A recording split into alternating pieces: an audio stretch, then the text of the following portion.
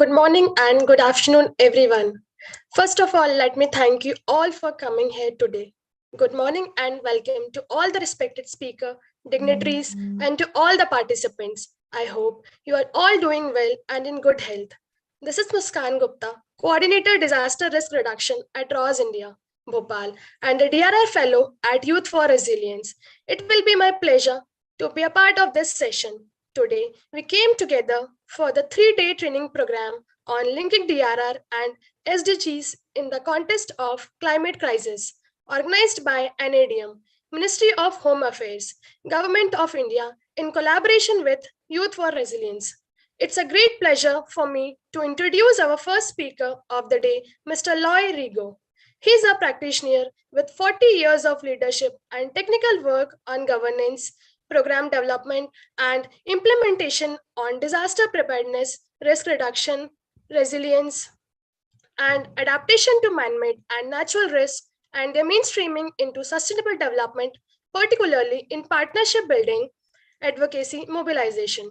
He has worked for 10 years with India's National Safety Council as Joint Director and 15 with the Asian Disaster Preparedness Center in Bangkok as Director and later Deputy ED, partnering with international and regional organization, national and local government.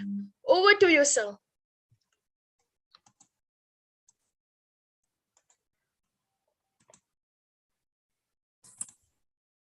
Okay, it's a real pleasure to be here. And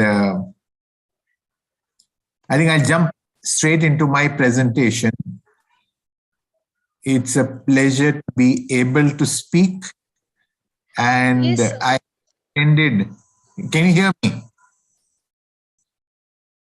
Can you hear me? Yes, sir. Hello. Yes, Okay. sir, you are clearly No, it's a real pleasure to participate, and I am terribly impressed by all the speakers and the size of the participation. So first of all, my compliments to all the organizers. What I will be focusing on is the importance and need for building partnerships and collaborations for strengthening SDG implementation. And we need to link it with tackling the climate crisis, building disaster preparedness, risk reduction and resilience, enhancing environmental action, and linking with the new urban agenda. So I think you've already heard about my introduction. I'm currently based in Egypt, where I am spending time and doing some work at both scales, both in the African continent, Arab states, but after a long history of time and work spent in Asia, particularly in India. So anyway, let us jump to the next slide. Are you? Yeah. So what I'm going to speak to, So development has had several milestones, both within the UN system and beyond. And I'm highlighting some of the milestones, which it's important to understand history. So I talk of the 3 UN development decades, the World Conference on International Women, and 3 more conferences held thereafter, right up to 1995 in Beijing, the annual CSW, the UN Conference on Human Settlements, and this has been held 3 times now in the last 40 years. Ironically, in 1978, we decided, and we held a conference and decided that we would achieve health for all by 2000. This was in Kazakhstan, a region of the world that we are now looking at. And of course, it's well after 2000, and we still do not have progress in health. This is one of the key SDGs that we aim to implement.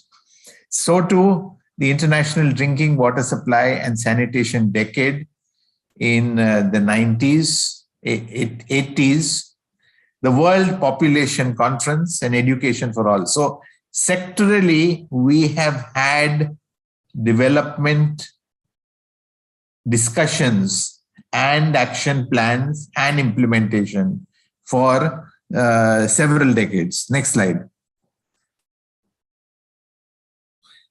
Similar, so too, the environment and sustainable development is now probably around 50 years old.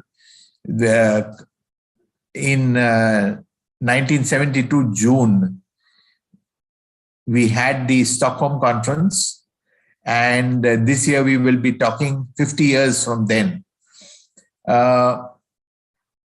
87, the Brundtland Commission produced the World Commission on Environment and Development, talked about our common future, the logo at the bottom.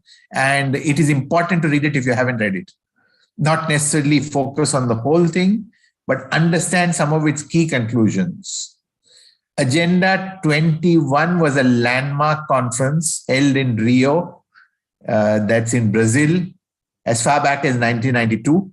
And it was a landmark event because it set the agenda for the entire 21st century. Progress has been slow. Sometimes we forget that we made a decision for the whole century, but please go back and look at it and read some of its conclusions, because we need to continue to act on it. So too, 10 years later, we had the Johannesburg Conference, and that is the first time people talked of sustainable development. We looked at sustainable consumption and production in Marrakesh in 2003 and started the decade on sustainable consumption and production. And in Rio, 20 years later, we first articulated the need for the Sustainable Development Goals in the UN Conference on Sustainable Development, which was evocatively called The Future We Want. Next slide.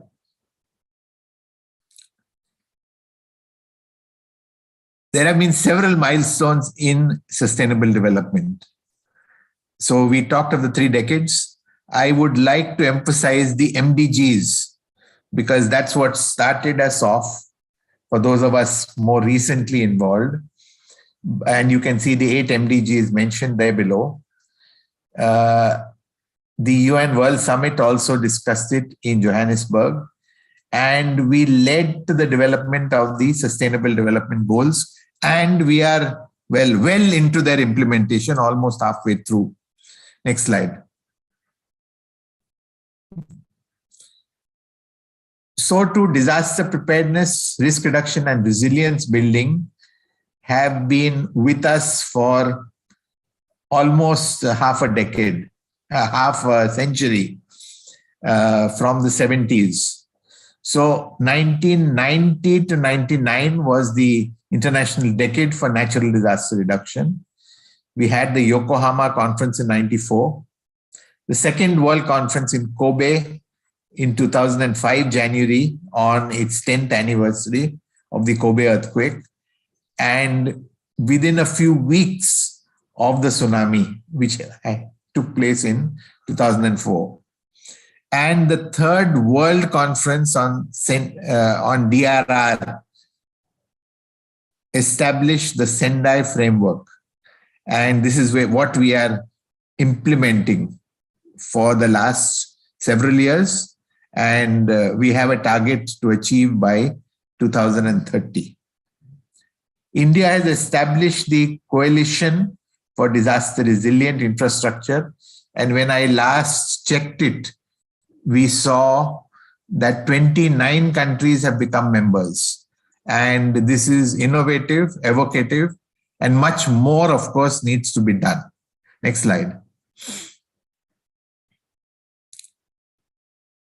I request you to move it, please. As I've said, we have in several of the subjects looked well beyond 2030. So we have targets for biodiversity and climate right up to 2050. Africa has focused and defined development actions in Africa right up to 2063, which is 50 years from 2013, and it will be 100 years from the development of the African Union. And of course, we have 2100, the target date for Rio 92. Next slide. So I'm going to focus a bulk of my presentation on the SDGs because I've listened to everything that you all have heard and feel that this is important and needed. So the SDGs focus on 5 critical areas: people, the planet, achieving prosperity, ensuring peace, and building through partnerships. And you can see and read. You later get this PowerPoint and you can look at the documents on the internet. It's important to read these evocative words: ending poverty and hunger in all their forms, protecting the planet from degradation, ensuring that all human beings can enjoy prosperity and fulfilling lives and live harmoniously with nature, fostering peace, just and inclusive societies free from fear and violence, and revitalizing the global partnership for sustainable development through a strengthened sense of global, national, and local solidarity. I mean, I am adding some words, but they are important. Next slide. So there are 17 sustainable development goals, and you'll hear me talking periodically about the SDGs. This is an evocative slide with imaginative pictures. Let's go one by one. Next slide. So SDG 1 talks about ending poverty in all its forms everywhere. SDG 2 focuses on ending hunger, achieving food security, improving nutrition, and promoting sustainable agriculture. And last year we held a major conference in Africa on food for all, and it's important. And the agenda was based on and promoted partnerships, and it's very important. SDG 3 focuses on ensuring healthy lives and promoting well-being for all. And we have seen during the pandemic that the WHO has taken leadership. Countries have focused back on planetary health and also local health. And not enough has been done, but yet we have seen that when we prioritize health, what we can and should be able to do. Quality education remains a priority, and promoting lifelong learning for all. Achieving gender equality and empowering all women and girls continues to be a priority. And there are actions being taken. SDG 6 talks of water and sanitation for all, while SDG 7 focuses on affordable, reliable, and sustainable energy. Next slide.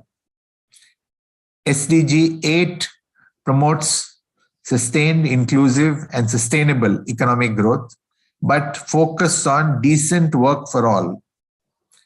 SDG 9 talks of building resilient infrastructure, and this is a priority. We'll talk about it later. SDG 10 focuses on reducing inequality within and among countries. And this is important because there is wide diversity even within countries, and we need to ensure that all parts of the country develop simultaneously with all countries developing. SDG 11 focuses on making cities and human settlements inclusive, safe, resilient, and sustainable. And this is the only place where resilience has been strongly used in the SDGs. SDG 12 links us to sustainable consumption and production. Next slide.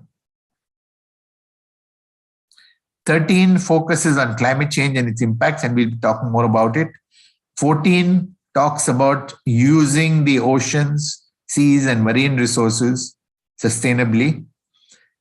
SDG 15 focuses on sustainable use of ecosystems, managing forests sustainably, combating desertification, and halting and reversing both land degradation and biodiversity loss. SDG 16 focuses on peaceful and inclusive societies. There's a long history of work on this. Promoting access to justice to all, and building effective, accountable, and inclusive institutions at all levels. This is crucial. And finally, SDG 17 talks of how do we implement and revitalize the Partnership on Sustainable Development, and we'll keep re-emphasizing it. So learn these goals if you are not familiar with them. And for those of you who are familiar, there's a lot which needs to be done. And probably these goals will continue well beyond 2030. Next slide. So goal 1 talks of eradicating extreme poverty. Look at 1.5, which talks about building the resilience of the poor and those in vulnerable situations, reducing their exposure and vulnerability to climate-related extreme events and other economic, social, and environmental shocks and disasters. Next slide. SDG 2 talks of ending hunger, ensuring access to all people, in particular the poor and people in vulnerable situations. So vulnerability is emphasized here, and disasters are also mentioned. Next slide. Goal 7, and the reason I'm emphasizing it is that affordable, reliable, and modern energy services, which are universally accessible, are crucial. It's alarming to see how still in this day and age, some people are living in relative darkness, and we need to refocus our attention and imaginatively use clean infrastructure and energy sources as we move ahead. Next slide.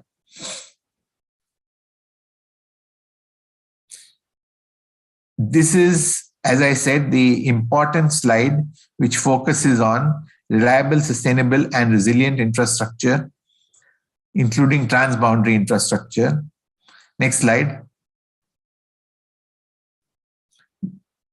This is the main place where we talk of resilience, and look at 11.5, which is very similar to our goal number 1.5. So significantly reduce the number of deaths and number of people affected, substantially decrease direct economic resources relative to GDP caused by disasters, including water-related disasters, with a focus on protecting the poor and people in vulnerable situations. And of course, it talks of climate change also. Substantially, look at 11B, substantially increase the number of cities and human settlements which have policies, plans, resources to tackle both resource efficiency, mitigation and adaptation, resilience to disasters in line with the Sendai framework. Next slide. Next slide. Yeah. Climate change is much focused, both, of course, in the UNFCCC, but also equally well in the Global Development Agenda. And we talk in 13.1 on strengthening resilience and adaptive capacity to climate-related hazards, integrating climate change into national policies, and taking action to make these effective with a focus on women, youth, local and marginalized communities, including those in the LDCs and SIDS. Next slide. Next slide, please. Yeah, you should look also at goal 14 and 15, but I'm focusing now on goal 17, which revives the global partnership. And there are several sections. You should read these thoroughly and take advantage of the commitment both to investing in finance, improving technology, building capacity, altering the terms of international trade, and tackling systemic issues, including institutional coherence. This is particularly important at the national and subnational level. Building multi-stakeholder partnerships, and this is something I will talk about further. And of course, data monitoring, and accountability. So accountability is also emphasized. Next slide. There's a lot of focus on the means of implementation. So the Global Partnership for Sustainable Development, the Addis Ababa Action Agenda, and how to use domestic public resources, as well as private business and finance, international development cooperation, as sources of mobilizing action. It emphasizes in item 63 that we need to develop nationally owned sustainable development strategies, action, and supported by integrated national financing frameworks. So this is not about an international agenda being implemented with international money. We need to reorient the way in which we spend our national resources as well. Next slide.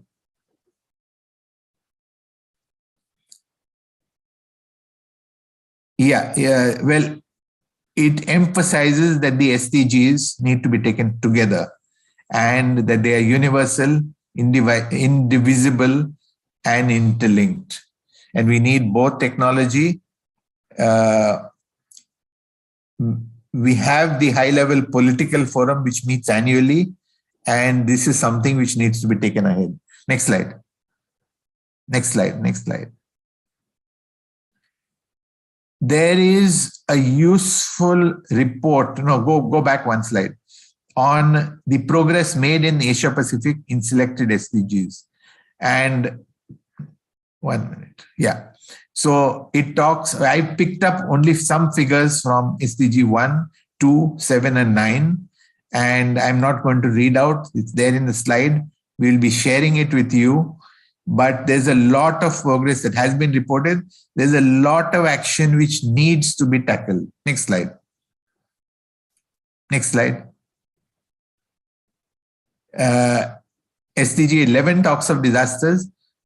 150 to 200 events per year. Events means disaster events. More than any other region in the world in Asia. Half of global economic damages from disasters occurred in the AP region. So too, the AP region has 30 out of 58 countries which have established national legislative and regulatory provisions for managing disaster risk and tackling climate change. Next slide.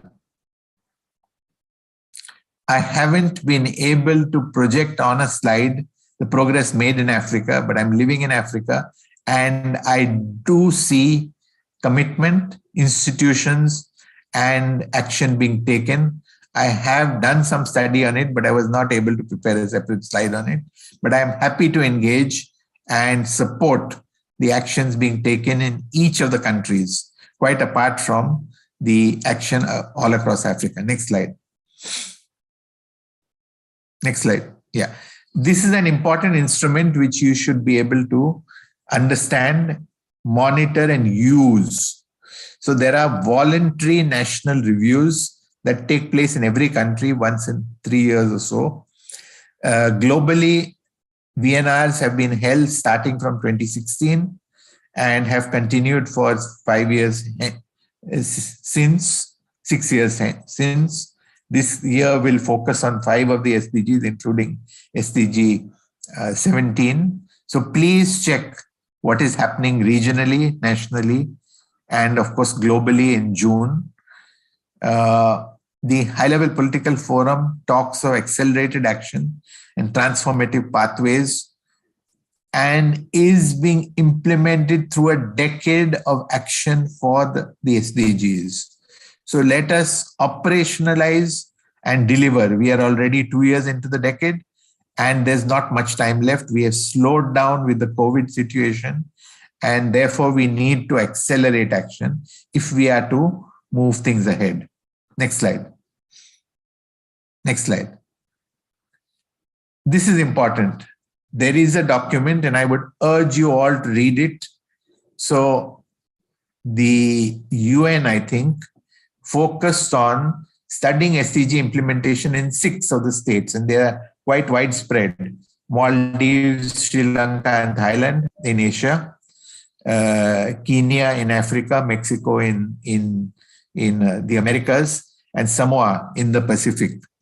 And it's very interesting to read the challenges and the opportunities. And I would urge you to read this document and to mediate and partner with the teams that are implementing SDGs in each of the countries, not just in the 6 states, but across the whole world. Next slide. Now I'm focusing a little bit on India. So do read this India report of 2019. It talks of institutional arrangements for adapting the 2030 agenda into government planning processes, policies, and strategies.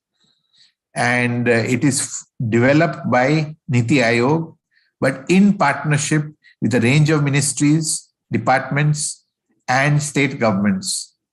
There is a study done on 7 states, and look at this study. Next slide. So we can see here Assam, Chhattisgarh, Haryana, Kerala, Maharashtra, UP, and West Bengal. There is a clearly articulated 15-year vision, a 7-year strategy, and a 3-year action agenda that takes into account the SDGs. Next slide.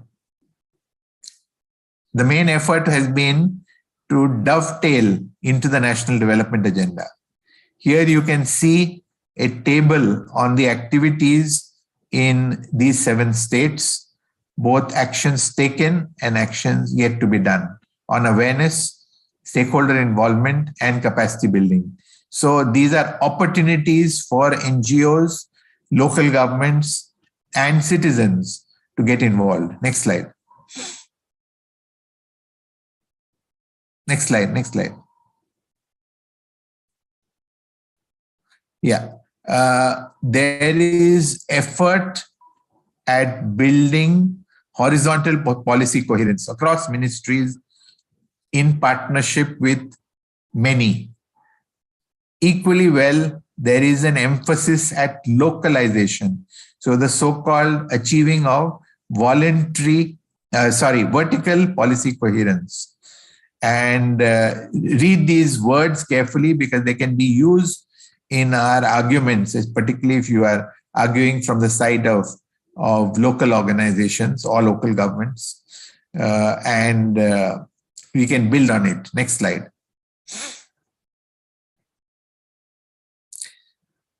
There is interesting data on what has been attempted in selected states, Assam, Kerala, Maharashtra, UP, and West Bengal.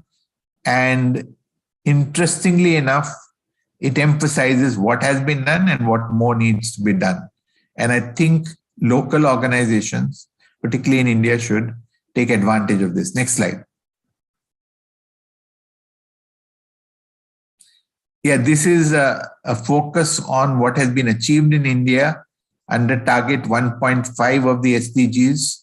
This is the basic target on building resilience of the poor, those in vulnerable situations, reducing their exposure and vulnerability to climate-related extreme events. And the data is all there. I think some of it is overemphasized. For example, I can't believe that we have implemented enough on disaster management. Next slide. So in 2019, we fully achieved. So what more needs to be done to build disaster preparedness, risk reduction, and resilience? We need to better assess hazards, vulnerabilities, and exposure. We need to prepare during peacetime, not after disasters occur, but before they occur. Take anticipatory action. We need to prepare plans. We need to operationalize the plans through simulations. We need to build early warning, early action. And remember these keywords: anticipatory action for protection, relocation, etc. Much more is listed out. Humanitarian action for response, of course, is talked about. Recovery, not just as was, but building back better. And of course, we need to emphasize and build on preventing hazards from taking place in the first place, but also reducing risks and building resilience. And there is a body of work that has been done. Not enough is being done on both disaster preparedness and risk reduction and resilience. And I can elaborate on it. There's no time, but yeah, go ahead. Next slide. How do we and why do we need to tackle the climate crisis? And we need to think of the climate crisis not in isolation, but looking at biodiversity, looking at environmental crisis. The recent UNEP conference focused on plastic waste. So there are many elements of environment which need to be tackled. 50 years after Stockholm, we need to not just halt environmental degradation, but build and enhance the environment. So much has been done, that's true, but there is so much more to do. Governments at multiple levels must take responsibility and act and empower their departments dealing with this subject, their ministries. They must encourage these ministries and departments to link with the private sector, link with communities, link with state governments. We need to marry development with environmental protection. So we need to promote development, but ensure that it is done protecting the environment and protecting our climate. We need to live more simple lives. We need to change our lifestyle. Civil society organizations are doing important work, and I don't undervalue what is being done. But it's not enough to act at the project level alone. We must scale up projects. We must implement well beyond projects. Work must continue and must be sustained.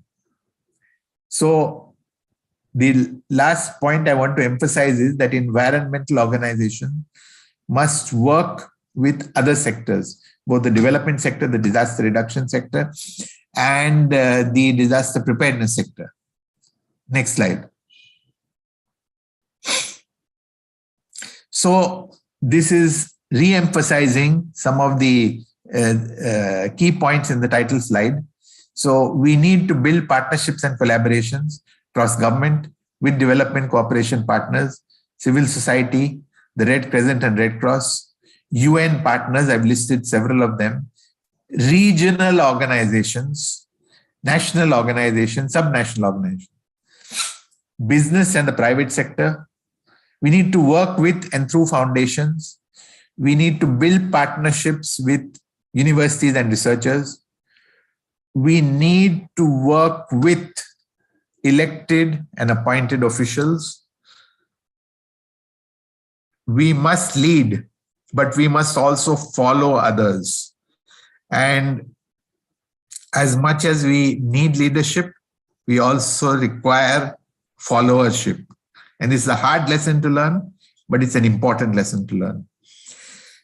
And I am a great advocate of voluntary action and volunteers. Next slide. So I would urge you to read this very carefully, and I will send you a link, but it focuses on the respective work that can be done with donors, business, foundations, what needs to be done through the government, the UN, and civil society. And I won't read out what is already written, but there is a lot which needs to be done. And next slide. So if we are to build partnerships and collaborations, we do not need to work only sectorally. We need to work in each of the sectors, and each of the sectors is important. Each of the localities and locations is important. Each of the themes is important. So no doubt on this. And that hard work, practical work, needs to be done on the ground in collaboration with others. but we need to think across sectors. If we are working in environment or energy or disasters, we need to link with other sectors. We need to work in partnership. I keep emphasizing this and I encourage us to do it more. We need to build collaborations, both vertically and horizontally, up and down. We need to be innovative. I liked the presentation yesterday, which emphasized innovation. We need to build up local volunteers, help articulate and define their roles and actions, not just after disasters occur, but well before. We need to engage and involve the youth, students. At the opposite end of the scale, those who are about to retire, as well as retired professionals, and people who are making mid-career shifts. We also need to build on part-time volunteering. We all need jobs and we need income, particularly to support our families. At the same time, we can do a second job and we can enjoy doing volunteer work. So I encourage us to build this up. Next slide. So how do we facilitate greater youth engagement? And I'm addressing you as youth. You can innovatively contribute and tackle challenges which are dealable. Youth engagement can make a huge difference. It can contribute learnings, future career opportunities through voluntary part-time engagements. This is your future and you have to build it. We need to learn from local, national, and regional innovations in humanitarian action, community engagement. DPRR must link with climate change adaptation, biodiversity.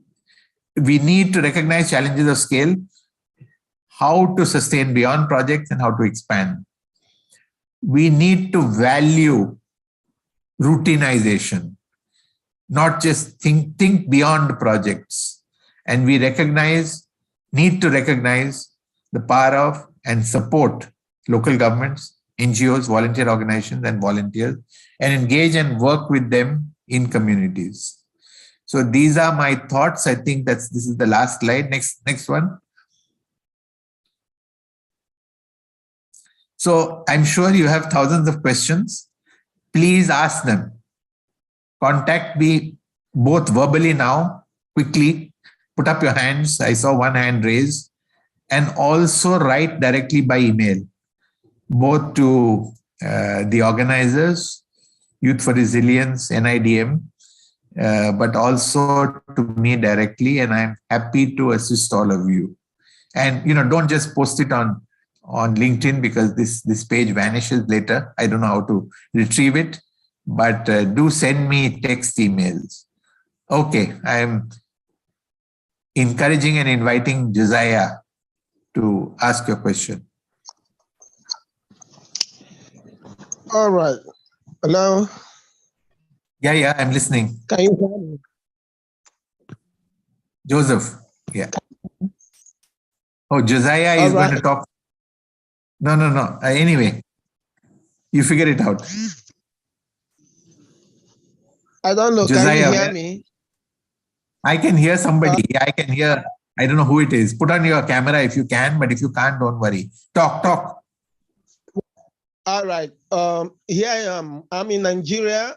So I say good morning to everyone. I know everybody is, some persons are in the afternoon and some persons are in the evening, but I greet you from here in Nigeria. So I say good morning.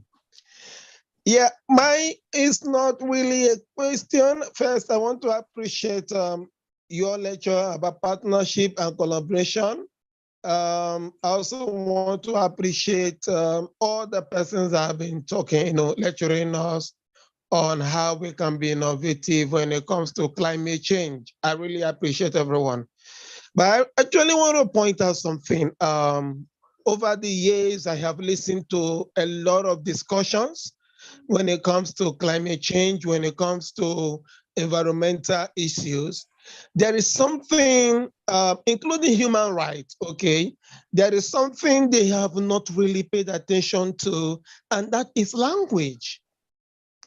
I do not know why we have not really paid attention to that, because you see, one of the reasons why we have not achieved a lot is because we've not recognized the language of the people in carrying out campaigns, in carrying out innovations, in talking about climate change. So we want to package it in the form that we think they understand, which is either English or general language. So we need to put the partnership, the collaboration with the community, and also recognize their language in carrying out our campaigns. That we help them understand what we are saying the more, and even pick it up as their own. I just wanted to point out that, okay, because completely agreed, Josiah, and I think your point is taken. So thank you. Can we hear some of the others? Thank you.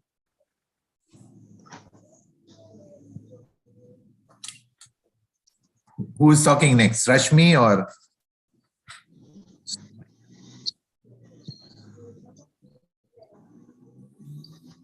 Good morning, sir.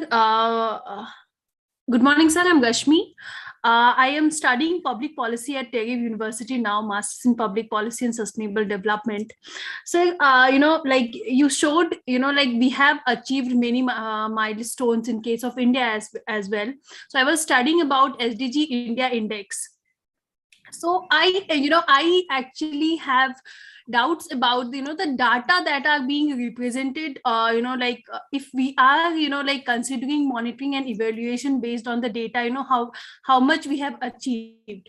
So data is not very reliable on SDG India Index also, because it shows that we have achieved 100% sanitation, 100% toilet coverage, but that's not the practical situation. So in that case, I'm from Bihar, and every year Bihar is flood, and it has a natural disaster.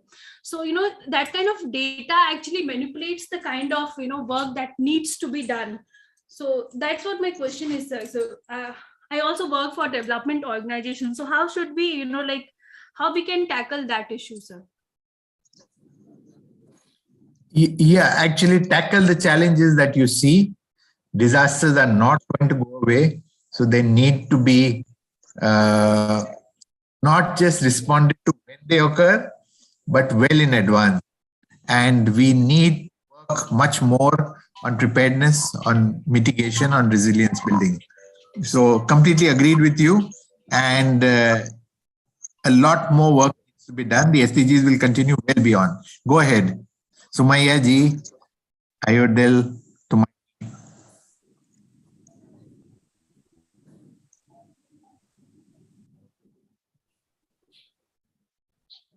who else is going to speak?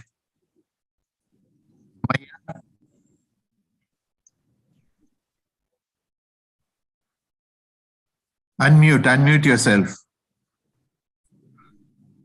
Hello. Yes.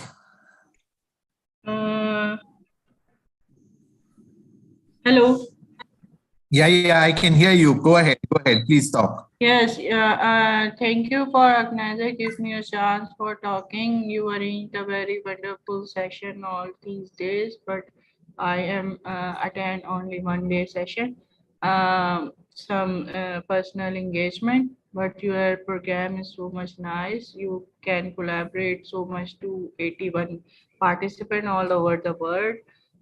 You take a very important point out the very important issues, climate change. It is affect all living bodies in plants, animals, and human also. Most of diseases emerge in this area. We can mitigate how can mitigate these problem for the living life, better life for all living things. So we plan a certain scenario how can work with jointly.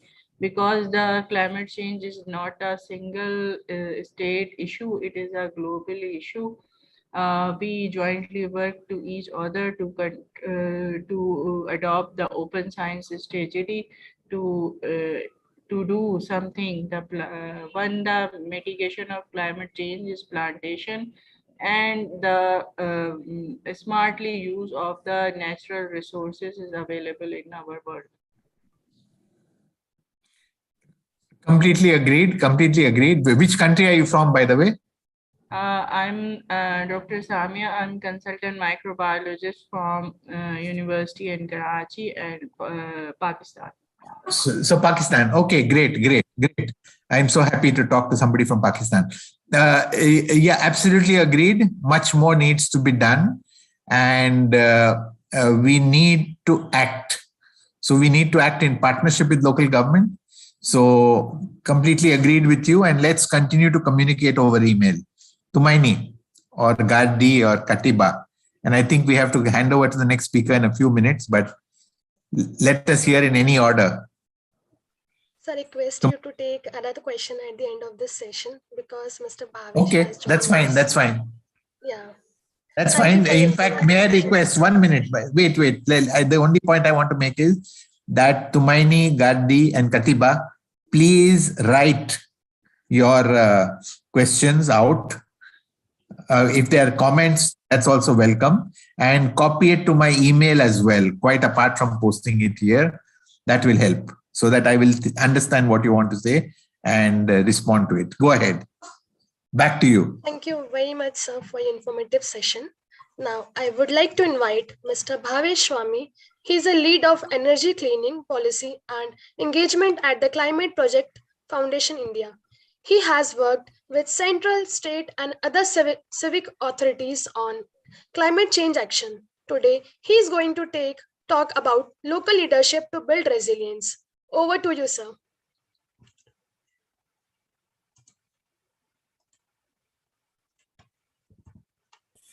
Thank you very much, team, for the kind introduction. Hope my audio is clear. Yes, sir. Great. Let me share my screen. I hope I have presentation rights. Yes, sir, you can.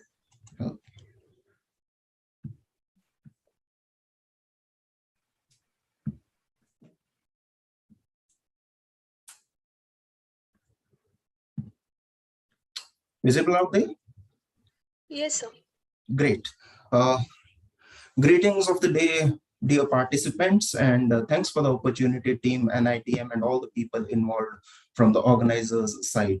Very important topic we have been discussing in the last 2 days, and I think we are in the right direction in terms of churning out some solution at the end of it. My topic is local leadership to build resilience, and obviously among the most important one.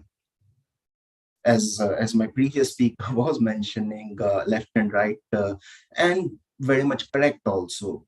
Unfortunately, efforts have not been up to the mark. A lot needs to be done. A lot needs to be taken care of in times to come. Resilience is essentially our ability to absorb and recover from these shocks, try to rebuild. In a layman's term, I feel it's more of a rubber band. Rubber band tries to converge back, tries to come into the original shape, and that's what resilience is all about. And someone rightly said, I'll be back. Remember who he was?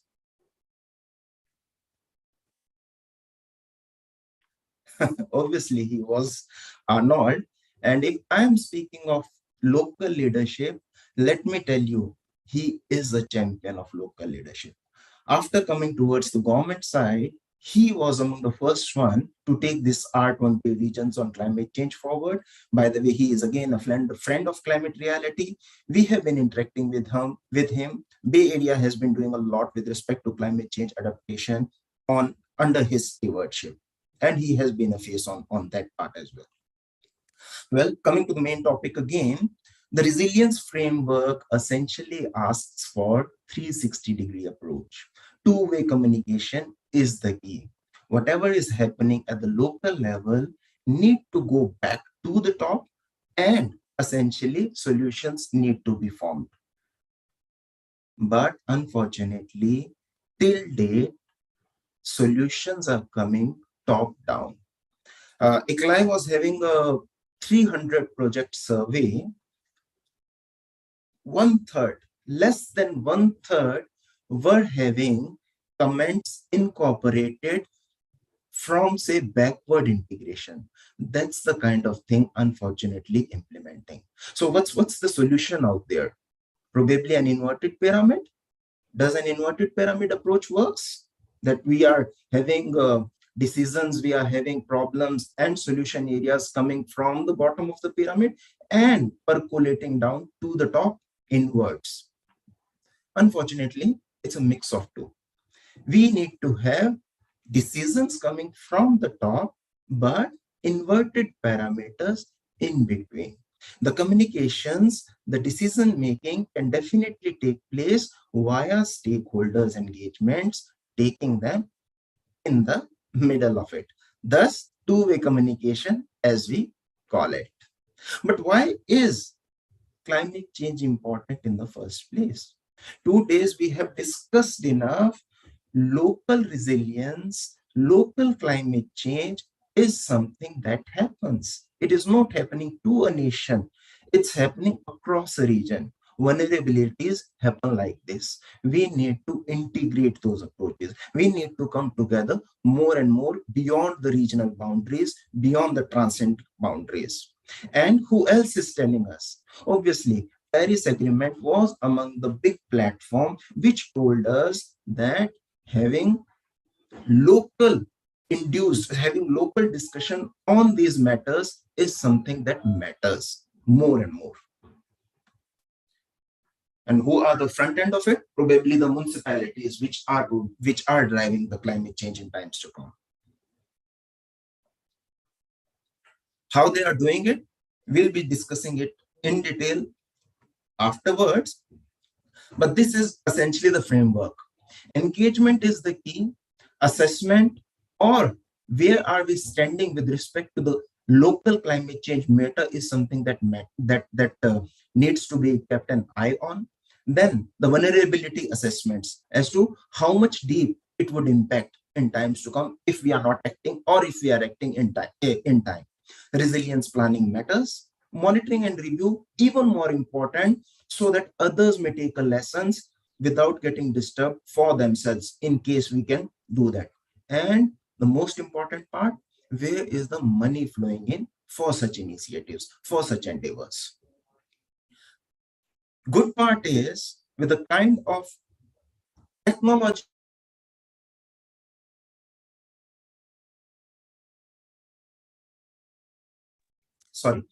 with the kind of technologies available to us, we are able to see, this is one of the regions in Bangladesh, by the way, we are able to see how my sewage is going to get affected, how my transport is going to get affected, and it is being put into the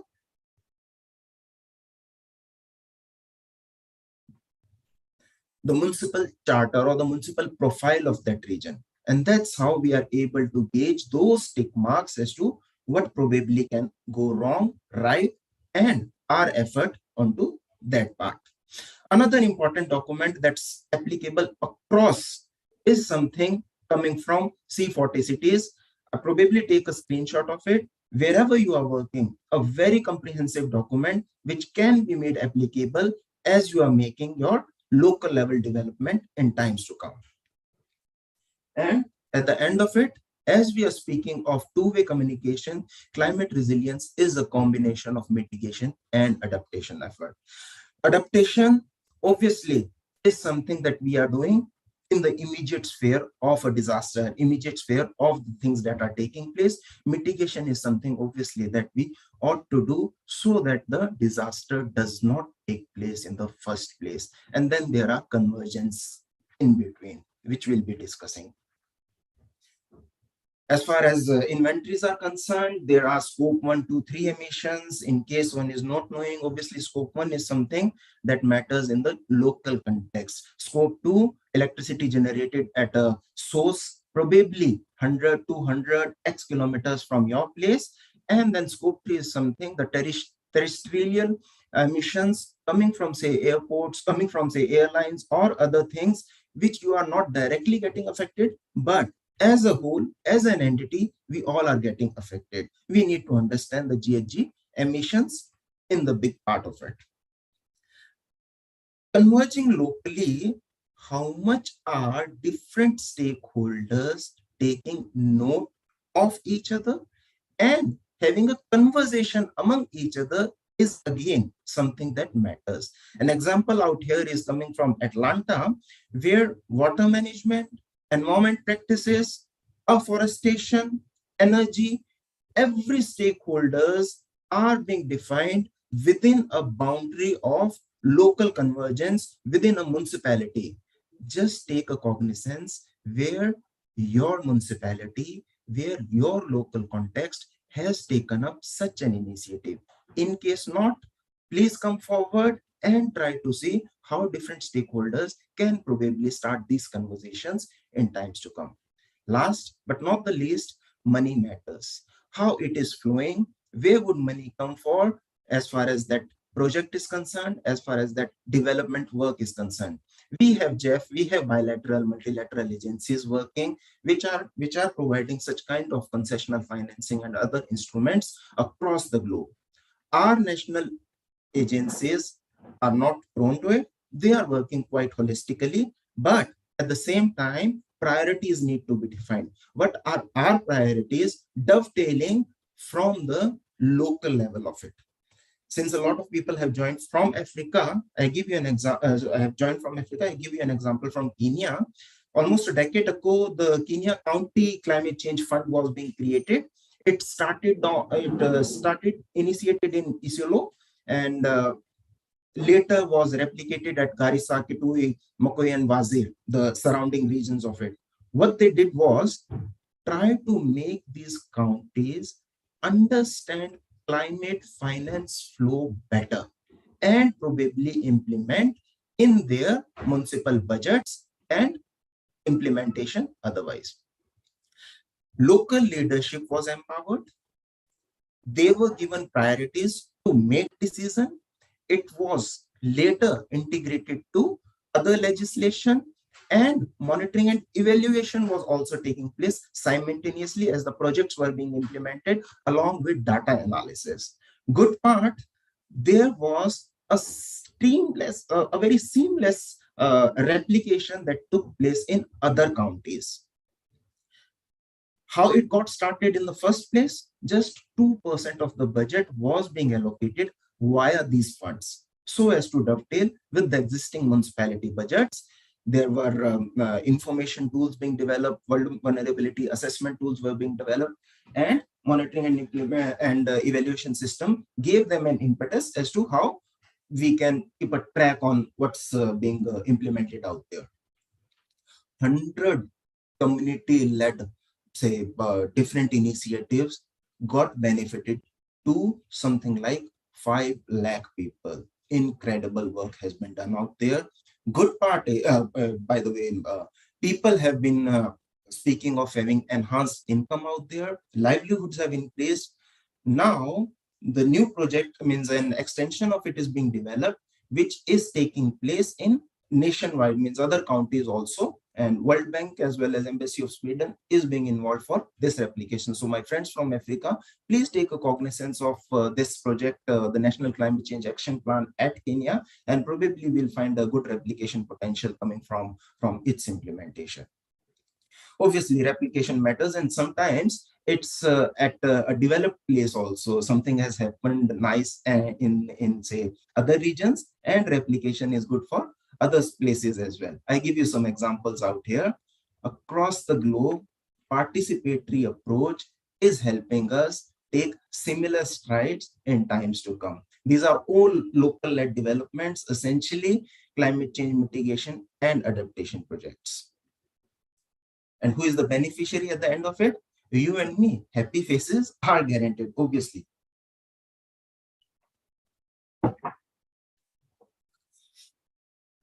What else?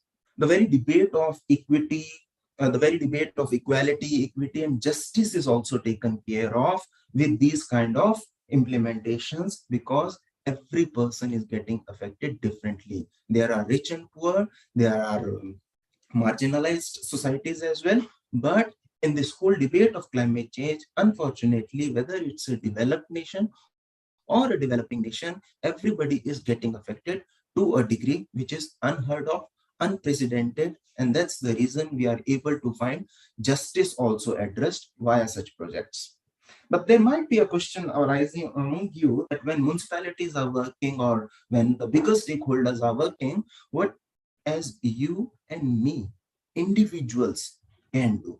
Oh, unfortunately, there is an SOS, there is an clarion call that is going on, and we need to do more and more.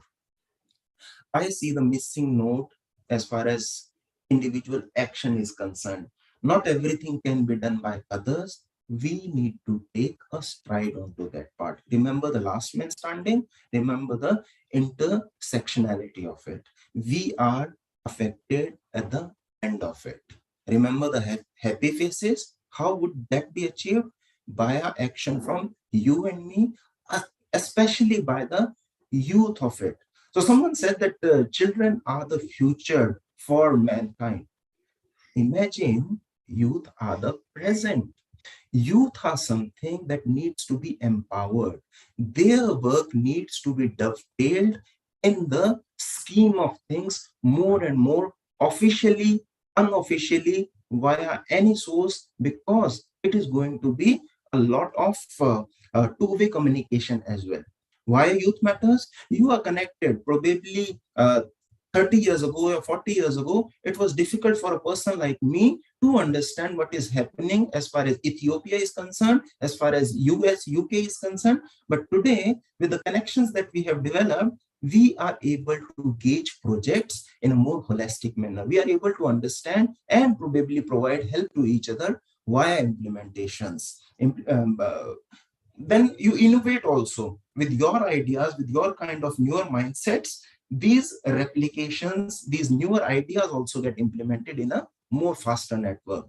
Enough opportunities available for you to implement and take things forward. Entrepreneurship is a big thing in the whole climate change sphere as well. The emerging areas are available for you and me to find a cognizance on, to find a solution on. But we have to begin onto that part. Mitigation, adaptation strategies out here, I'm more focused towards the convergence part of it. Everything, being an energy professional, I see energy being discussed or being seen at every angle of it. Newer energy domains, newer water conservation arenas, newer energy efficiency platforms, all are open avenues for you as youth to interact at the local level and make a difference. Ma'am, how much time do I have? If you could just guide me.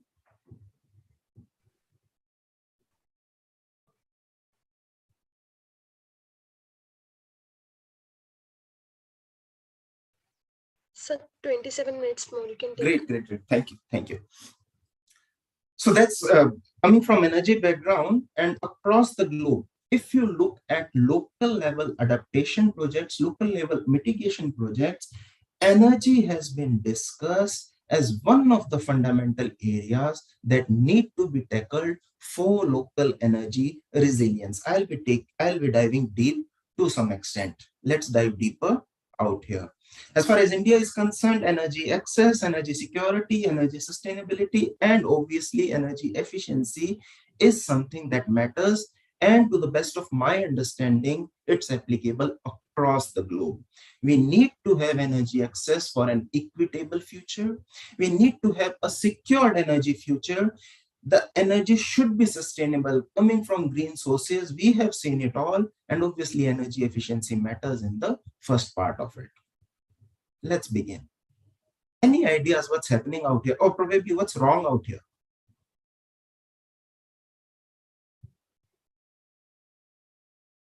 Someone very quickly in the chat itself. Yeah. Ma'am, you can just read that out for me in case someone is replying.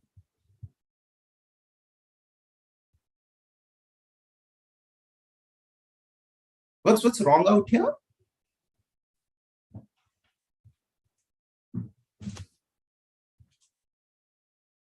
Too much emissions. Unfortunately, that's true for almost like 30% of the world population that is deriving its energy requirement, food requirement via such kind of sources. Someone said that there is a solution. What is that? An efficient part.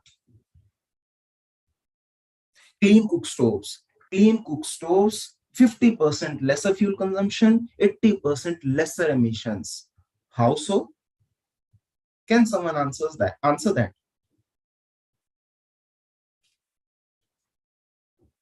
How does clean cook stove work for that matter?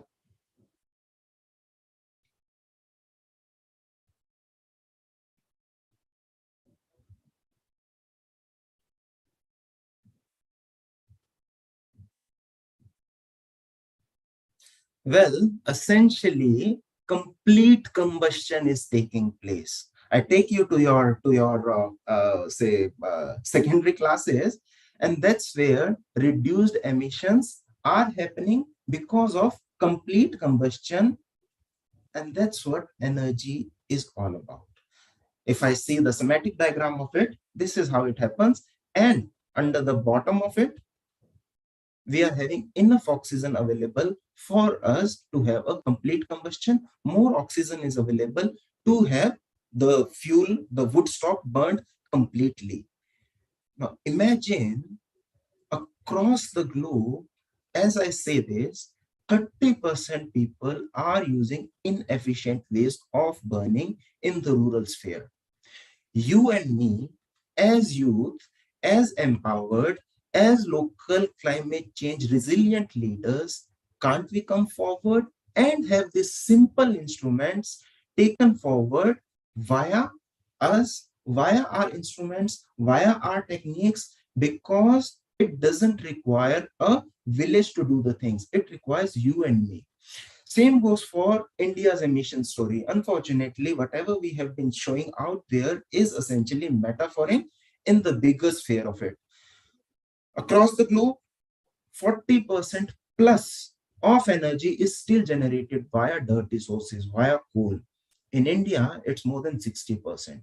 If I bifurcate it further, or total demand of overall GHG emissions is because of energy.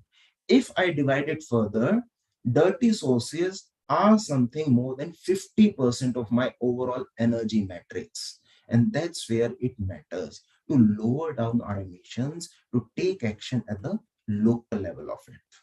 Beyond and besides that, since we were discussing municipalities carbon emissions are essentially because of lighting, because of transportation, and because of water and sewage management as a whole. Now, you and me can choose one of the areas that we feel are expert in. It can be watershed management, it can be sewage management, it can be efficient transportation, and it can be efficient lighting as well. Please provide your expertise to the local government to implement those low carbon offset projects in times to come. I'm happy to share that one of the projects that we have been implementing provided something like 15 to 25% in the municipal DSM projects across India via these initiatives. And one of the projects that we implemented with the local industries with respect to their emission lowering down has been taken to Paris Agreement as well in the past. What else? City-based solutions are something that you understand the most. You understand the nitty-gritties of it, not the person who is sitting at the center, who is at the authority level of it.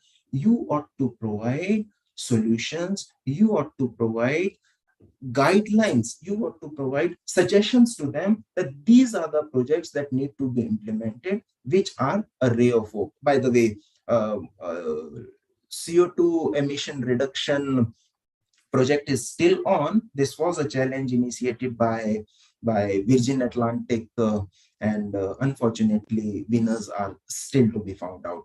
Please take a call onto that part. What else? Individual action, as told, probably can't save the planet, but habits definitely help in the long term of it. Rainwater harvesting are one of the bigger projects within this whole debate of climate change adaptation and mitigation. Enough has been discussed yesterday and the day before. These things matter. And if you haven't developed an expertise as yet, these are the common areas which probably you can find enough information on. These are some of the projects being implemented in India, which I am aware of. And today, they are standing at the tall of it in terms of lowering down the local temperatures. The wet bulb effect that we all are probably discussing, this is an initiative at Surat, and the temperatures have lowered down to a bearable extent. Communication is the key. The gentleman standing in the middle of it is our water warrior. He has done more than 10,000 rainwater harvesting projects across the length and breadth of India, and he is willing to implement more and more. Please take an cognizant of it. Please take a replication of it. Take help from seniors. By the way, we undertook this project of working with seniors. Good part is these people have time. These people have expertise who have implemented their entire life for the betterment causes, probably with their knowledge, probably with their guidance. We, youth part of it, can implement these projects very holistically. This is Pune in India, and this is the Agraj Foundation, if I'm not wrong, and they are able to do some really incredible projects out there. These are societies where these seniors are either RWA members or influencers, and more than 20 or 30 societies have turned water positive with our efforts out there. So can I take a promise from you? We'll try to de-silt rainwater harvesting pits in case they have been built in your Win city. Enough materials available online for you to dive deep onto that part. That's my individual effort at my home. The RO water is being collected and then aerators have been installed. You and me can definitely make a difference in case it has not been implemented till date. Energy, I return to it. That's my favorite topic. Someone told that India is having world's largest solar power plant, single location. Obviously, they can provide energy to a city like Delhi, sitting from Madhya Pradesh. That's my effort. You and me can definitely make a difference. Whatever scoping is available, whatever efforts are being available, and all these add up to local climate resilience efforts. Agriculture, wherever we have a semi-urban setting, these kind of solutions which require, say, sunlight to a routine extent, probably such kind of shading can help with enhanced agriculture incomes. This is a caselet in Delhi, and the project is implemented very finely out there. What else? Fun learning. In case you are interacting with kids, in case you have a educational background, please inculcate renewable energy habits. Please inculcate renewable energy projects with the youth. Let me tell you, they'll cherish it lifelong. And as they grow, affinity for renewable energy, positivity for renewable energy would enhance as we do learning via, say, such games and toys. What else? Communication is the key. Discussion matters. Whatever you have been doing, please try to discuss it within the local scenario, within the municipal boundaries of your jurisdiction, so as to make a difference, so as to have a common call of things. What else? Inspiration matters. This guy could have chopped off the tree quite easily, but he made a point that his individual action matters. And today, municipality at his location is making an effort that at least no tree is being cut, which is falling on the road via dovetailing different techniques. This is an example from Kerala, by the way. This is rooftop from one of my neighborhood, where green grass and other initiatives are trying to cool the inner temperature by probably 3 to 5 degrees. Air conditioning load is lower down. Within the South Asian context, after China, India is one of the countries that is going to have the highest air conditioning load within a decade from now. We need to introspect. What else? Wherever possible, please try to use a lower emission vehicle, a cycle for that matter, or a green vehicle in case you can pursue that. They work fine. I have been using it for the last 7 years, and I haven't seen a problem as yet. What else? Celebrate green birthdays. They also matter as far as community engagement is concerned, as far as resilience building is concerned. As you, the youth empowered, can definitely make a difference within the local community as things happen. We have been able to implement a slow food cafe as well. These kind of places also make a difference as far as convergence, or as far as communication towards such aspects are concerned, to slow tourism.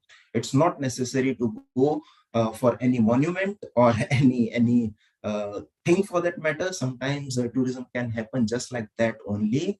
Let me tell you, let me assure you, as you are going for such stargazing tours, it's an incredible experience for your children. They'll cherish nature more. They'll try to do their best effort towards protection of nature in times to come.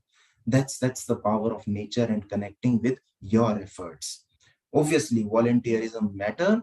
With the kind of youth, with the number of youth that have joined out here, I am pretty sure we are going to make a difference. This is a case from Million Tree Plantation that Mr. Aditya was discussing. We have been working with volunteers towards implementation of such greener projects, and community is getting influenced positively more and more. These are some products made by the village artisan. These are essentially the tribal women, and now they are having a source of livelihood generated, and the final product made is being sent to other parts of country, and we are working on export potential as well. Plastic matters. What are you doing for it? We have been implementing stainless steel crockery banks across the cities, and this is something you too can make a difference in terms of working upon. Recycling, upcycling, second usage, third usage matters. We all can do that. Air management.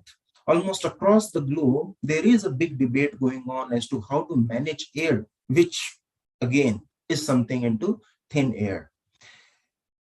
This gentleman claims that every building, Delhi unfortunately is among the world's most polluted city, and the temperature and the AQI which is maintained via this gentleman is something in tune of 5 mg of AQI. Mr. Kamal Metal, please Google him, please find his videos on YouTube. You'll be surprised as to how he has been able to implement these projects via enhancing indoor air qualities. What happens? Replication of these projects make a difference within the local sphere, within the city network, and the wider part of it.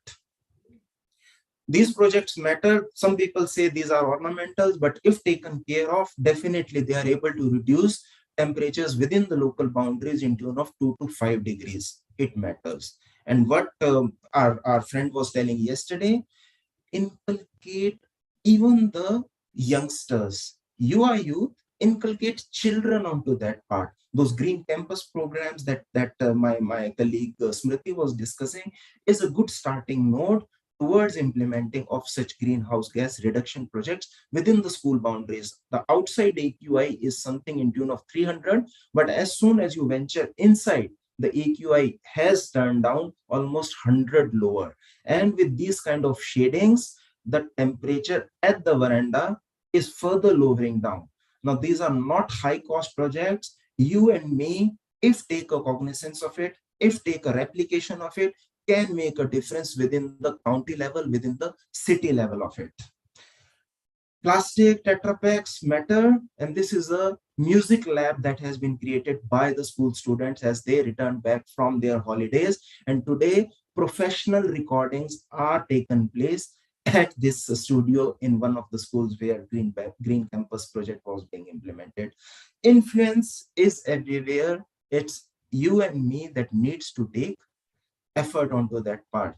The gentleman is probably semi-literate, but he understands the power of greenery. He has been implementing projects at schools and now giving training to other stakeholders at 50 other schools in his city. That's the power of learning. That's the power of, say, greener proceeding. If we are able to implement some of the projects, not all, some of the projects within the best of our capacities, probably the electricity or energy usage pattern that is going up, we probably can lower it down or streamline it within the immediate future. But if not implemented, let me tell you, we are in a dangerous situation. Local resilience matters, but it matters more when you and me take action onto that part. That's my email ID. Thank you very much for your attention. All yours. Back to you, ma'am.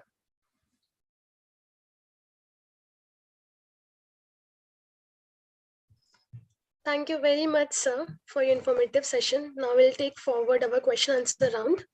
Who wants to ask any question to our speaker? They can just raise your hand. I'll unmute you, or you can just type in the chat box.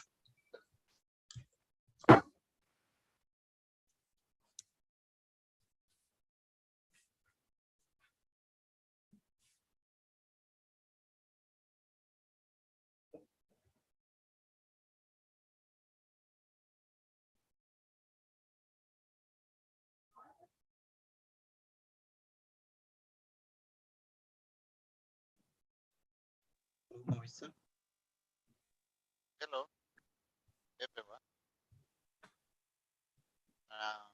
Thank you for. Sir, please say louder. You're not clearly audible. Can you hear me? Hello. Please go ahead, Hello. sir. Please go ahead. Sorry, we are not able to see you. Please go ahead. Yeah, my question is about how we can develop skills environmental issues where themselves understand the impact of their right. Example, can that the encourage about about that. Sir, we are not able to hear you clearly. You can write in the chat box. Or so on way can try moderate for the like operate.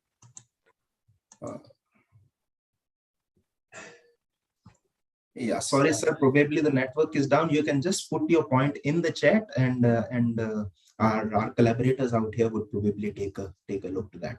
Anyone else, please? Yeah. Can I hear? Can you hear me? Hello, sir. Can you Yes, hear sir. me? Please ask. Yeah. Okay. I want to ask, like, I am from India, and mostly people from rural areas, they use biomass and coal in chulas for their cooking purposes or anything. Because mostly people they can't afford LPG. That's why they are using chulas. So how do you like what we call? How So, can so we that's the starting note, sir. Whatever we have shown you out there with respect to the efficient chula, that doesn't cost a bomb, by the way. So good part is within the local context, just oxygen enrichment is something that is needed, and it provides a very good solution in the long term of it. You can touch base with me on email. I can share some project details with you. Yeah, sure. So, and one thing more, like, what do you say about electric bikes in India? Is there any opportunity for electric bikes in India? But Sir, you can't that's see the future. so many. That's the future. There is a debate going on with respect to their viability, with respect to battery disposal and other things. But every technology has an evolution part of it. Computers were being discouraged as they got evolved. Transportation was being discouraged, but see the way it has evolved the mankind onto that part. The evolution it has brought in for mankind. So everything is evolving. Good part is the developed world is having gigawatt scale renewable energy based power plants now. India is implementing them. There are some projects that are taking place in MENA and other regions as well. So we are hopeful that it would come in the positive stride of it in times to come. Thank you very much. Yeah, sir. Yeah.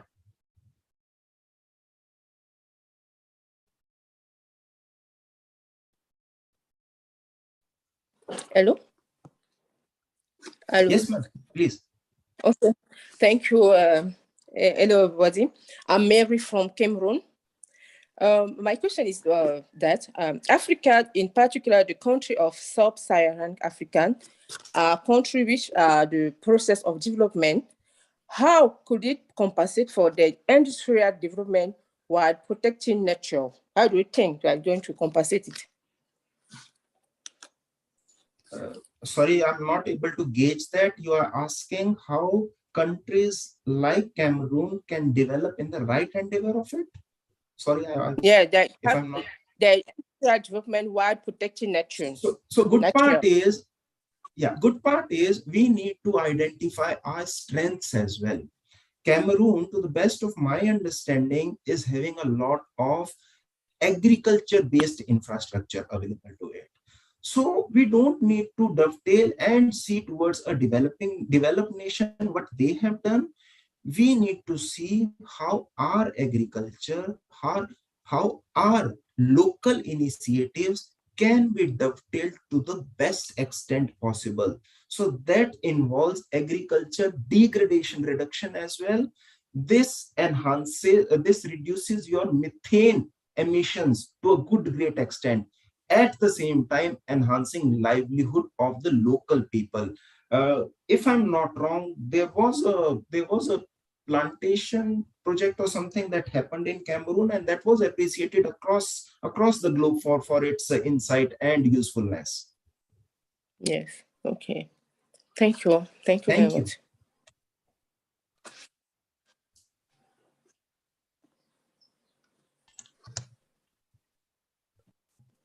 Hello, I just want to ask you, there are some questions in the chat. One is, how can you inspire you to get involved in some of the energy projects? Okay, so probably my last 45 minutes went overboard onto that part. Sir, communication is the key. Start small. Whatever area you are comfortable, anything. It's not necessary that I need to be an energy expert. Please try to buy a solar module, the lowest possible, the lowest denomination of it. Start using it innovatively. Take sessions at school. Probably you and me have read at one of the colleges at some place. We need to return back to it. Probably influence those 60 students sitting in that class. And that's how replication or multiplier effect takes place. So that's the bigger, say, motivation of it. And again, it's not necessary to inculcate or to indulge in energy alone.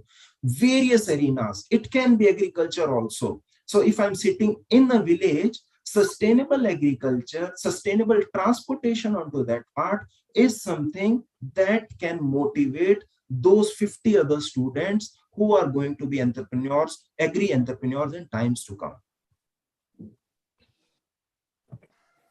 Thank you. There's one more interesting question by Kanga. We have a topical issue to do with loss and damage. How can we tailor it with DRR and CA, especially when we are looking for financing? A good part is, first we need to have a better engagement with the higher authorities. So what we have observed is multilaterals or bilaterals, when implementing a project, ask you as the end stakeholder as to how you have been getting affected in the past. There has been enough research done that speaks of local resilience or local effort that are to be dovetailed in the bigger schemes in times to come. Weather forecasting is one. Nature-based weather forecasting is something that is gaining ground more and more in such projects in times to come. What does this imply? This implies local knowledge management initiatives from our elders are taken a cognizance of and are better dovetailed in the bigger scheme of things. So that's one encouraging thing that we have observed. We are working with the tribal schools in Odisha. I'll give you an example from India. Those tribals are incredible as far as forest, nature, and agro is concerned. Now we are trying to learn from them that within the given culture, within the given things that they grow, how things can be done more efficiently, and that's something coming out really nice. I would say I can share some examples if you ask me on email. Yeah. One more question. To what extent will advocacy help in promoting DRR at grassroots level?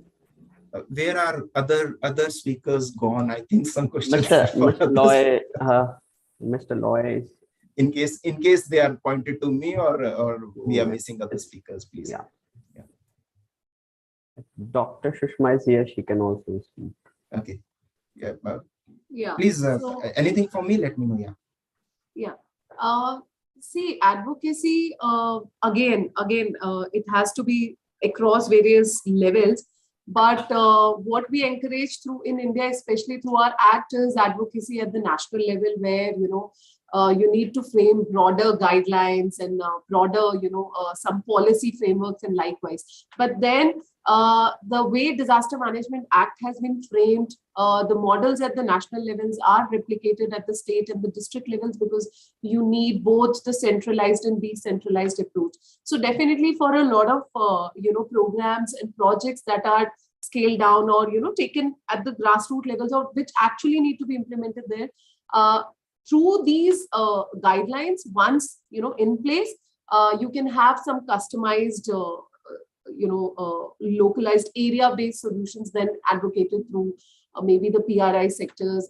In India, we have also, that's one reason we have empowered them and strengthened them to be, the main lead players at the local grassroots levels. That's the reason, because they have the direct reach and they are connected, and they are also the people to whom even if they take a agenda in an advocacy format, that would be heard better than something that comes even at something given in the national even BN plan or something like that. So yes, advocacy does have a role in DRR. Even the question which was related to the I think the loss and needs assessment. NIDM had done a PDNA study, the post-disaster needs assessment study, where for India, we were trying to, formulate some sort of a standardized format wherein informations could be filled up post a disaster, especially when it comes to allocation of financial resources and right. I don't know for other countries, but in India, it's a state subject. It's the prerogative of a state first to cater to the needs if a disaster occurs in a particular area. There were a lot of challenges when that was tried, because, in India, different states, their hierarchies, the protocols, how a system works in a village, in a hill state in India is very different from a coastal area. So that was very challenging to get it standardized. And so the Government of India, through the Ministry of Home Affairs, we have tried to just take these templates across different states and then ask them to further customize it based on their setups. You can have access to PDNA standard templates, models, the PDNA handbook. They're all available on our website as well. They're very, very informative. So it was a very in-depth and a very detailed study that was conducted along with the Asia Disaster Preparedness Center. So you can have access to it. Nitish, if you can just, jot down the website, our website for the participants. So under the publication heading, you can access a lot of these reading materials, and there are various modules also available. Thank you. I think we will take just one last question. The question is, how can we inspire girls to actively participate in climate crisis movement?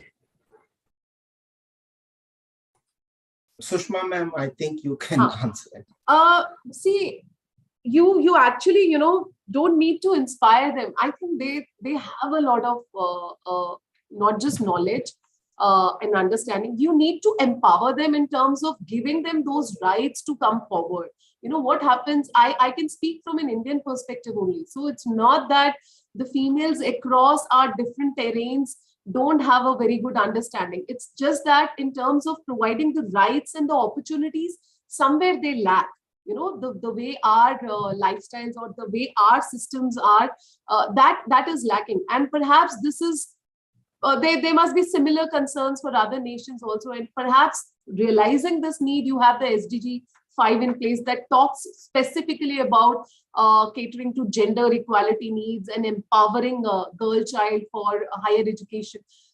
In India, you have some very, very prominent schemes launched, which encourages people to help their girl child go enroll in schools and then further take up jobs.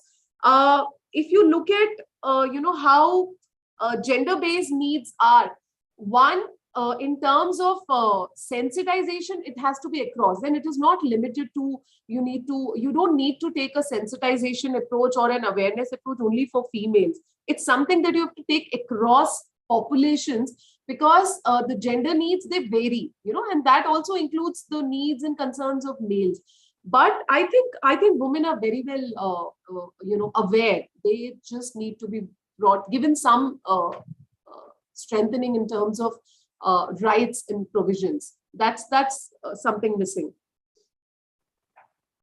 Otherwise, it's a big subject. If you get into it, it's a big subject to discuss. Over to you, Ms. Khan. Sir, there is one more question. Hand is raised by Dr. Samia. Let's take that also. Yes, Dr. Samia, please go ahead. Thank you for organizing committee. Give me another chance for talk. Basically, the environment and climate issues are not a big problem. It is the mismanagement for the excessive use of natural resource. So we are undo for these activities. We have 24 hours. If we plan, everyone take 1 hour for plantation and water management, resources development locally, something very cheapest methods are available for the control the water wastage and mitigate the environmental pollution, and talk to the industries, do not waste the natural resource. If you develop the certain product, your waste are properly disposed. All are the mismanagement or excessive hungriness of money for the human being. We live in this planet too smartly, because we have convey these climate to the next generation. If we are working in excessive use of these natural resource, and our next generation are suffer for these climatic issues and all things. We try to use the solar energy for the energy and resource consumption. We save the water for manage the water. We have harvest the rainwater to collect and use it for the different purpose. If we cultivate the different crops, use the smartly solution to provide the water condition, manage the water demand of the crops of these management, to all are the issue. Climate change is all are mismanagement of natural resource. If we are properly managed and planned, and to be mitigate the climate errors and climatic disaster in us.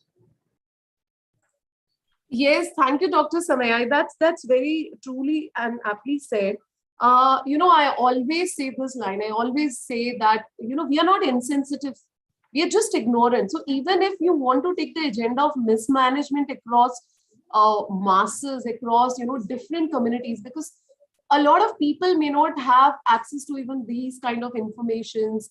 They may not be very well, aware about certain rights, certain conservation practices, what is feasible, what is being practiced in different parts, some good examples that could be, disseminated to them, even to further down this approach, even to encourage people to manage resources, to be more environmental sensitive, to protect or conserve it.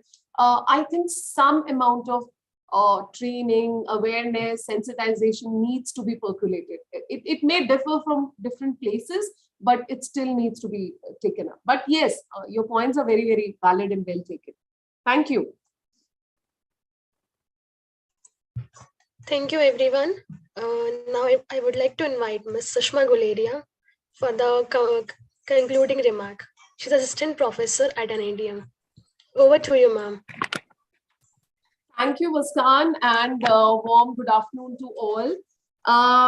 We have been listening to great speakers in the last 3 days, and I'm sure a lot of new information, a lot of updated information is being circulated to all of you. Now, what I would encourage you all is, see, the beauty and at the same time, the challenge of this subject is that, it's vast. It includes primarily everything, right?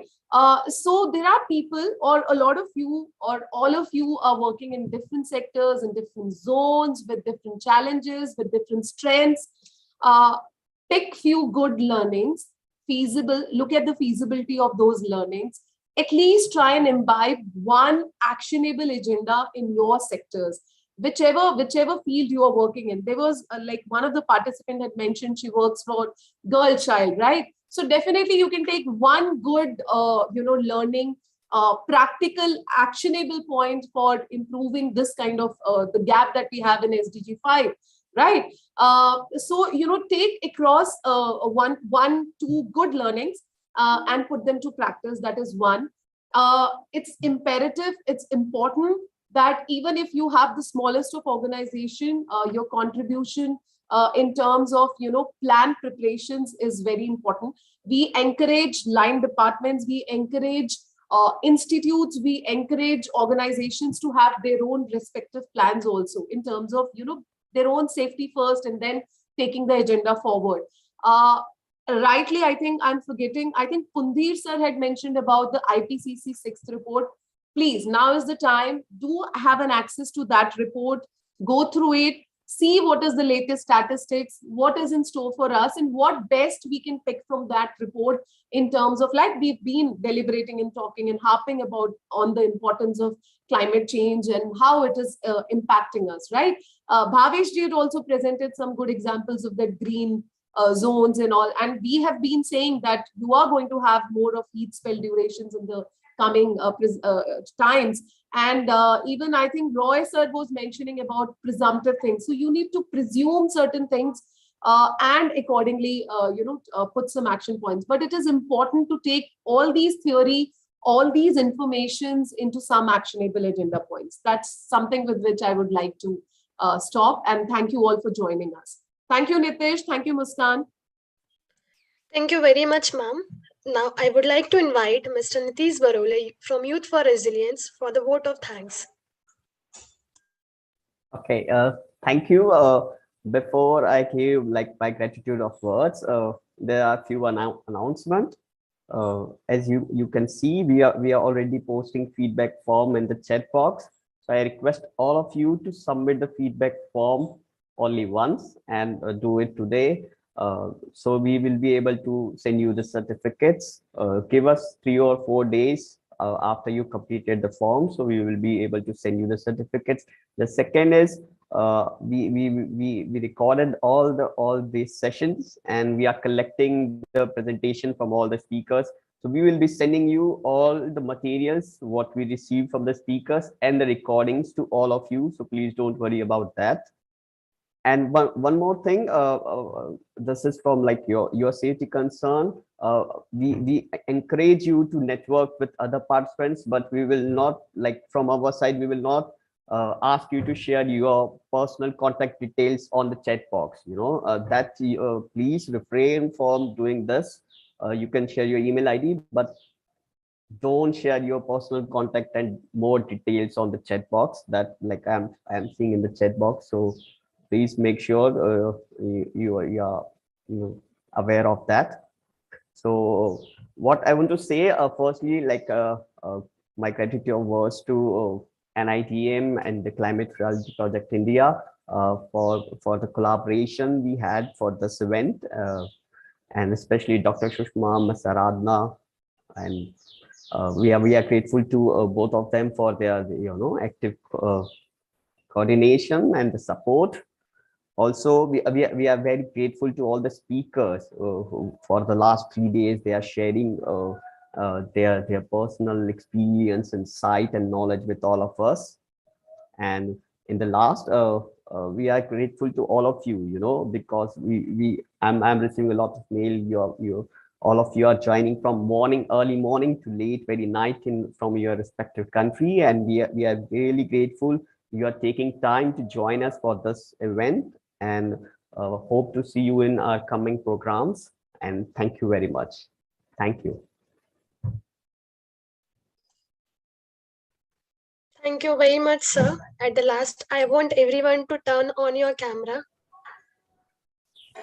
Yes, if you are comfortable, please turn on your camera, so we'll be taking one photo.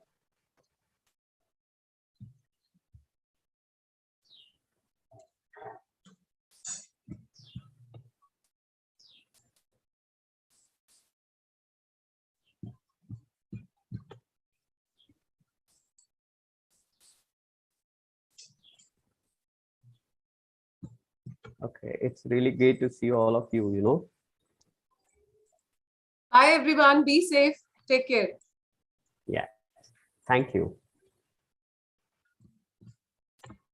Thank you, everyone. Thank you for joining us.